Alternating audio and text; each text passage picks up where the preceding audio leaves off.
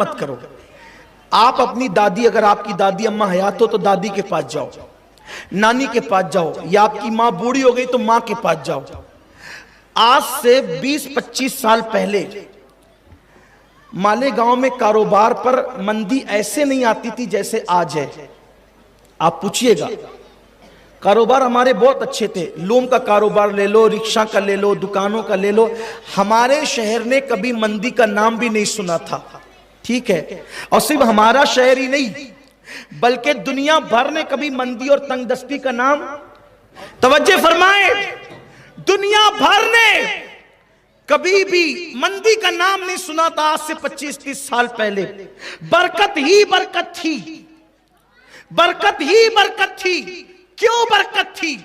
اس کی اصل وجہ تو اللہ جانے، اس کا رسول، اس کے بتائے سے اور اس کے مقبول بندے جانے.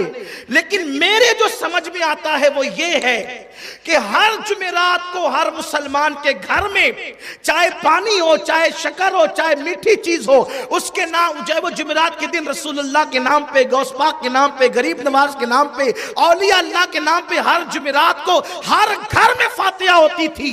اب ہر گھر میں فاتحہ ہونے کی برکت کیا تھی؟ جب نبی کا نام گھر میں لیا جاتا تو نبی کا نام فاتحہ کے بہانے گھر میں لیا جاتا تو اس کی برکت کیا ہوتی تھی؟ آدم نے جب نام محمد لیا تو اللہ نے ان کی مشکل کو دور کر دیا. ہم نام محمد فاتحہ کے نام پہ جب ہر جمعرات گھر میں لیتے تھے تو اللہ اس کی برکت سے مصیبتوں کو دور فرما دیا کرتا.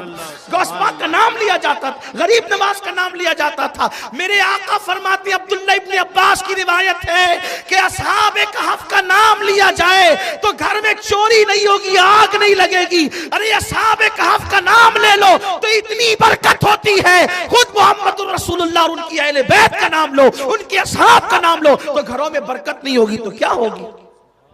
جب سے تم نے بند کر دیا نا ایصال ثواب، پھر دیکھو تمہارے گھروں کا حال کیا ہوگی. نفل کام ہے، فرض نہیں ہے، کوئی واجب نہیں ہے، لیکن ہر نفل کام چھوڑا نہیں جاتا. ضروری نہیں ہے لیکن غیر ضروری بھی نہیں ہے، ضروری نہیں ہے لیکن غیر ضروری بھی نہیں ہے. ہمارے بچپن میں ہم دیکھتے تھے ہر جمعرات کو گلی گلی شیرنی تقسیم ہوتی تھی. بانٹنے والے بنو. آقا فرماتے ہیں جب تک تم اپنے بھائی کی مدد کرتے رہو گے اللہ تمہاری مدد کرتا ہے. اب مسلمانوں کو کیا ذہن دیا گیا؟ مت بانٹو، ہڑپ کرو، کھاتے جاؤ، اس کا چھین کھاؤ، اس کا چھین کھاؤ، اس کا لے ڈوبا، اس کا لے ڈوبا. ارے مسلمان دینے آیا، چھیننے نہیں آیا.